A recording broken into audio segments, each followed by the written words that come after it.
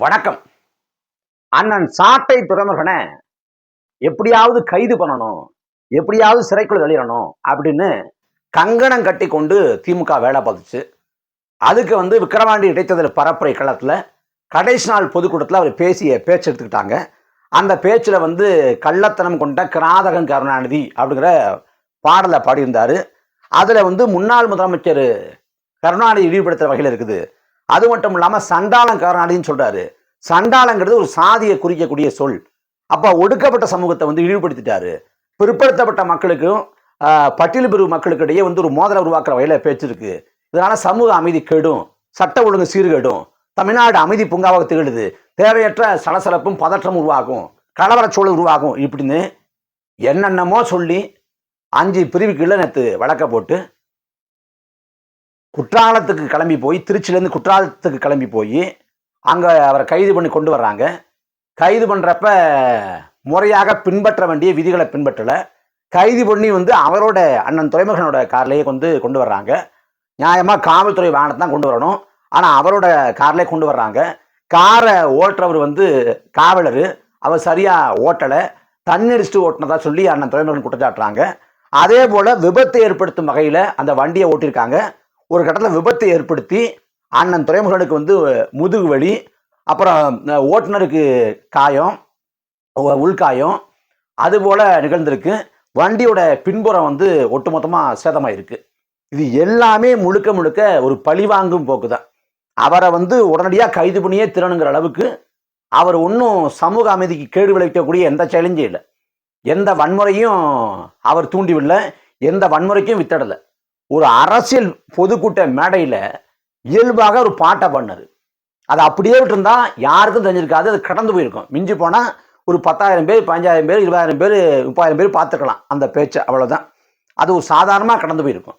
ஆனால் வழக்கு போடுற பேர் வழின்னு தேர் இழுத்து தெருவில் விட்டால் தான் மிச்சம். சொந்த செலவில் சூனி வச்சுக்கிட்டு தான் மிச்சம். நேற்று எப்படியாவது இதை ஒரு சாக்கா பயன்படுத்திக்கிட்டு நம்ம உள்ள தேடிடலாம், அதுவும் SC ST ஆக்ட்லாம் போட்டிருக்கோம், கட்டாயம் இப்போக்கி வெளில வர முடியாது, அதுலேயும் ஒரு கூட்டம் குண்டர் சட்டம் உறுதி, மறுபடியும் குண்டர் சட்டத்தில் உள்ள போறாரு அப்படின்னு கதை இழந்தாங்க. நேற்று இரவு போல நீதிபதி முடி நிறுத்துறாங்க. அங்கே நீதிபதி சுவாமிநாதன் ஐயா இருக்கிறாங்க. அங்கே அரசு தரப்பு வழக்கறிஞர், அப்புறம் நாம் தமிழக சிறப்பில் அண்ணன் மணிசந்திரன் அவர்கள், அவரும் போய் வாதாடுறாங்க. அரசு தரப்பில் என்னென்னமோ முத்தமிழறிஞர், தமிழ்நாட்டை 5 முறை 6 முறை ஆண்டவர், இந்த திட்டங்களை கொண்டு வந்தவர் அப்படின்னு பொதுக்கூட்ட மேடை மாதிரி வாச்சிருக்காங்க. அதில் முன்னாள் முதலமைச்சரை இழிவுபடுத்தி பேசிட்டாரு அப்படின்னு சொல்லியிருக்காங்க. நாம் தமிழக சிறப்பில் பேசுகிறப்ப அண்ணன் மணிசந்திரன் அவர்கள் முன்னாள் முதல்வரோ இன்னாள் முதல்வரோ எல்லாருக்கும் ஒரே சட்டம் தான், சட்டத்தின் முன் அனைவரும் சமம்தான், அதனால இந்த பாடலுங்கிறது பல ஆண்டுகளாக அதிமுக மேடைகள்லையும் இன்னப்பிற இடங்கள்லையும் ஒளிபரப்பு செய்யப்பட்டிருக்கு. அது ஒன்றும் புதுசு இல்லை. சண்டாளங்கிற சொல்லு ஒரு பொது புத்தியில ஒருத்தரை மோசடிக்காரன் அப்படின்னு திட்டத்துக்காக பொது புத்தியில பயன்படுத்தப்படுற ஒரு சொல்லு. அதுக்கு ஒரு சாதிய பின்புலம் இருக்கு. அது சாதியை குறிக்கக்கூடிய சொல்லுங்கிறது இங்க பெரும்பான்மை மக்களுக்கு தெரியாது. அதனால இந்த இதுல பழிவாங்கும் போக்கோடு இந்த இதை பண்றாங்க, இந்த கைது நடவடிக்கையை பாய்ச்சுறாங்க அப்படின்னு கடுமையான வாதங்களை வச்சிருக்காரு அண்ணன் மணிசந்திரன் அவர்கள். அப்புறம் அண்ணன் துரைமுருகனும் வாதத்தை வைக்க முற்பட்டிருக்காங்க. அதுக்குள்ள நீதிபதி கேட்டுட்டு, உங்க வழக்கறிஞரே போதுமான சொல்லிட்டாரு, நான் வரேன்னு போயிட்டு அவர் போயிட்டு திரும்ப நான் சிறையை ரத்து பண்றேன் அப்படின்னு சொல்லிட்டாரு. அண்ணன் துரைமுருகன் வெளில பத்திரிகையாளர் சந்திப்பில் நாங்கள் அந்த வழக்கையே ரத்து பண்ணுவோம், நீதிமன்றம் போய் வழக்கையே ரத்து பண்ணுவோம், அதற்கான வேலைகளை செய்வோம் அப்படின்னு சொல்லியிருக்காங்க. எப்படியாவது உள்ள வச்சிடணும், உள்ள வச்சு ஒரு 3 மாதம் 4 மாதம் அவரை முடக்கிடணும், அவரோட செயல்பாடுகளை முடக்கிடணும், அவரோட பேச்சையும் உரை வீச்சையும் இல்லாமல் பண்ணிடணும் ஒரு 3 மாதத்துக்கு அப்படின்னு வேலை செஞ்சாங்க. ஆனால் நீதிபதி முன்னாடி இந்த கைது நடவடிக்கை பழிக்கலை. இதெல்லாம் ஒரு காரணமா, இதுக்கெல்லாம் கைது பண்ணணுமா அப்படின்னு தூக்கி எறிஞ்சிருக்காரு நீதிபதி. அப்படிதான் சொல்லணும். அந்த அளவுக்கு ஆயிருக்கு. இதில் என்ன அவங்களுக்கு பிரச்சனை அப்படின்னா, திமுகவுக்கு பேசாமல் விட்டுருந்தா அந்த பாட்டு என்னென்ன தெரியாமல் போயிருக்கும்.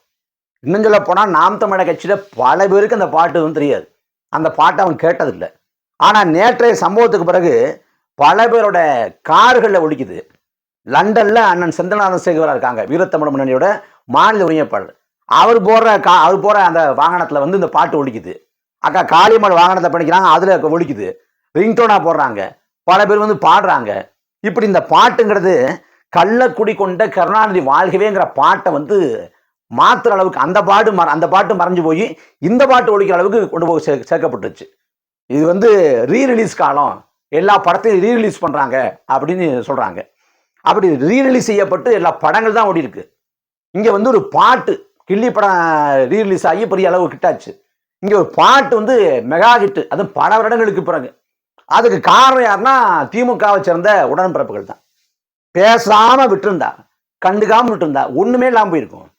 நேற்று பூரா அதை கைது அப்படின்னு ஆரம்பிச்சு கடைசியில் நீதிபதி கைது பண்ண முடியாது, சிறைப்படுத்த முடியாதுன்னு அவர் தெரிவிச்சு கடைசியில் இந்த பாட்டு வந்து போய் சேர்ந்துச்சு.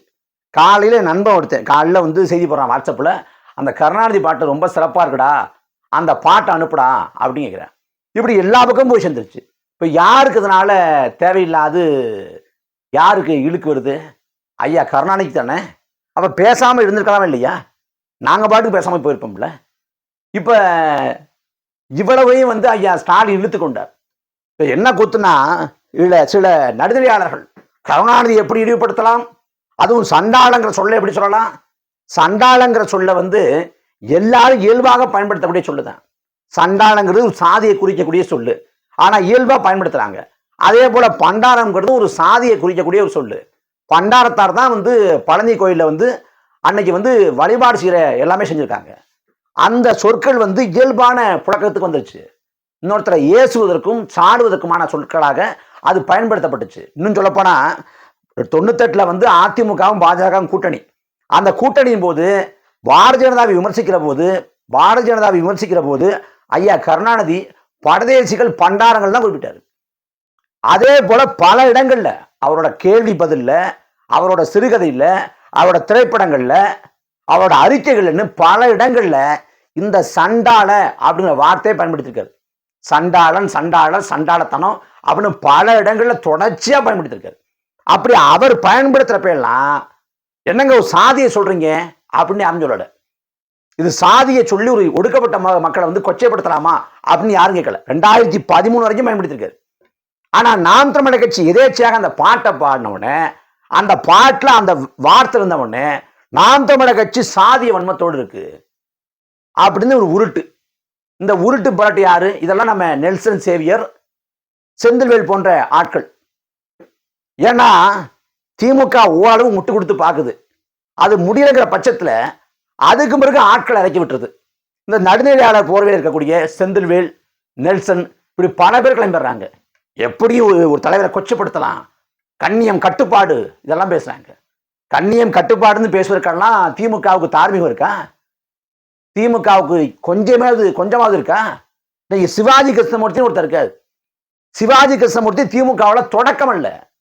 இதை தொடங்கினது யாரு? வெற்றி கொண்டான், தீப்பொறி ஆறுமுகம், நல்ல நடராஜன் போன்றவங்க. இன்னைக்கு பொதுக்கூட்டம்னா 10 மணியோட முடிஞ்சிடும். அதுக்கு மேல நடத்த முடியாது. காவல்துறை வந்து நிற்கும், கூட்டத்தை எடுத்துக்க நேரம் ஆயிடுச்சு அப்படின்னு. ஆனா ஒரு காலத்துல விடிய பொதுக்கூட்டம் நடத்தலாம். அந்த காலகட்டத்துல 12 மணி ஆச்சுன்னா பெண்கள்லாம் வீட்டுக்கு போடுவாங்களாம். ஏன்னா அவ்வளவு ஆபாசமாக, அவ்வளவு வக்கிரமாக மேடைகள்ல திமுகவை சேர்ந்த வெற்றி கொண்டானும், தீப்பொறி ஆறுமுகமும், நல்ல நடராஜனும் பேசுவாங்க. இதுல வந்து ஐயா வெற்றி கொண்டானோட முகம் கூட நமக்கு தெரியும். ஆனா தீப்பொறி ஆறுமுகம் எப்படி இருப்பாரு, நல்ல நடராஜன் எப்படி இருப்பாரு, அந்த முகம் கூட தெரியாது.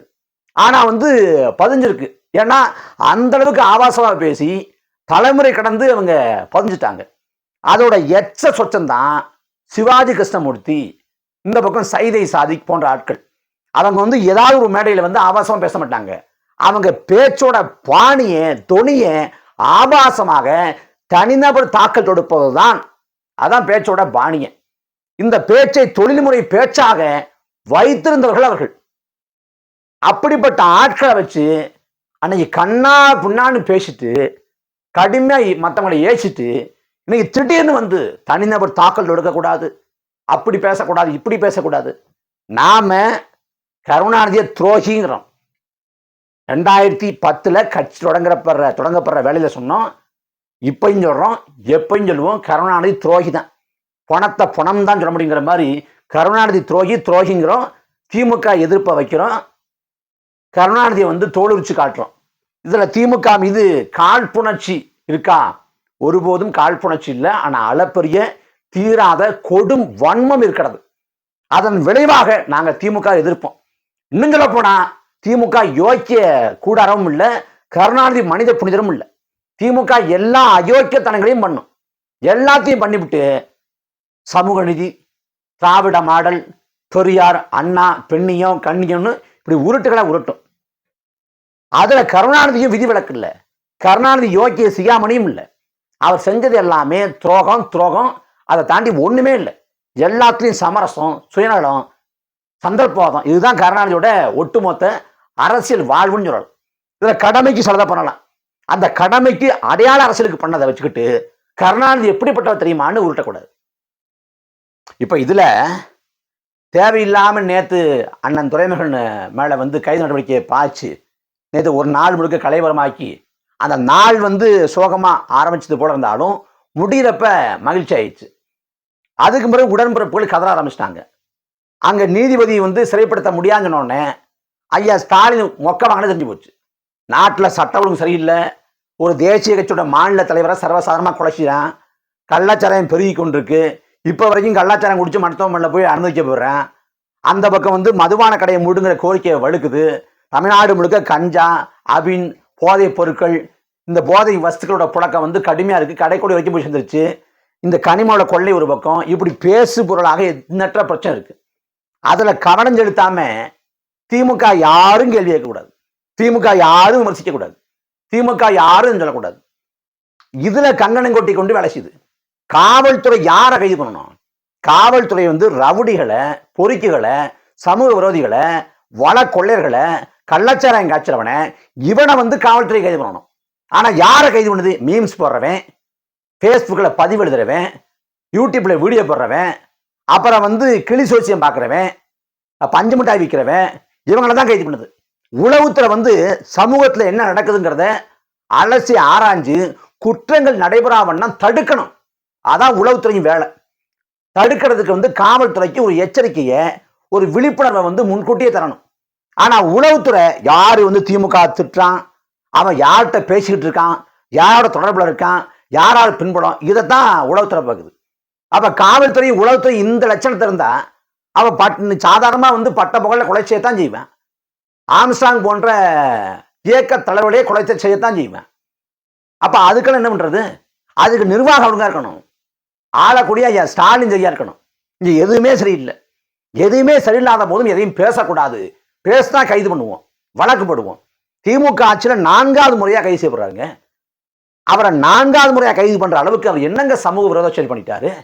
இந்த மண்ணுக்கும் மக்களுக்கு என்ன பாதகம் பண்ணிட்டாரு? ஊரடிச்சு உடையில போட்டாரா? கட்ட பஞ்சாயத்து பண்ணாரா? ரவுடிசம் பண்ணாரா? இல்ல கமிஷன் அடிச்சாரா? இல்ல வசூல போட்டாரா? என்ன பண்ணாரு? இந்த மண் மீது, மக்கள் மீது பற்று கொண்டு, மொழி மீது, இனம் மீது அளப்பரிய காதல் கொண்டு இந்த மண்ணுக்காக அறச்சிட்டத்தோடு உழைக்கக்கூடிய ஒரு இளைஞன். அவர் நினைச்சா அவரோட திறமைக்கு அவர் எப்படியோ வாழ்க்கை வாழ்ந்திருக்க முடியும். ஆனா அதை தவிர்த்துட்டு 3 முறை சிறையில் அடைச்சப்ப கூட ஓராண்டு காலம் அவரோட ஒட்டுமொத்த செயல்பாடையும் முடக்கம் விதமாக சிறையில் அடைச்சாங்க. கடுமையான மன நெருக்கடி, கடுமையான உடல் சிக்கல் எல்லாம் வந்த போதும் கூட, மீண்டது வந்த போதும் கூட எந்த நிலையில தொடர்ந்தாரோ அதே நிலையில் நிற்கிறாரு. அப்ப அவ்வளவு வீரியத்தோடு நிற்கிறாரு. ஆனா அவரை முடக்கணும். அவர் ஏதோ இந்த நாட்டில் பெரிய தேச துரோகி போல, சமூக விரோதி போல, பயங்கரவாதி தீவிரவாதி போல அவரே குறி வச்சுக்கிட்டு இருக்கு திமுக அரசோட கையாள கத்தனம். இப்ப அதன் விளைவாக இந்த பாட்டு உலக புகழ் பெற்றிருக்கு. உலக புகழ் பெற்று இந்த பாட்டு. அந்த பாட்டை யாரு பாடினா? நாகூர் கணிப்பா பாடல, அவர் குரல் போலவே இருக்கு. ஆனா யாரு மெட்டு அதே மெட்டு தான். யார் இசையமைச்சா, யார் பாடல் வரிகள் எழுதுனா எதுவும் தெரியல. ஆனா பாட்டு உலக புகழ் பெற்றுச்சு. இந்த கடைசியா என்ன லாபம் அப்படின்னா, குற்றாலத்துல இருந்த அண்ணன் துரைமுருகனை ஏத்தி கொண்டாந்து திருச்சியில் விட்டு போயிருக்காங்க. இதை தாண்டி என்ன இருக்கு?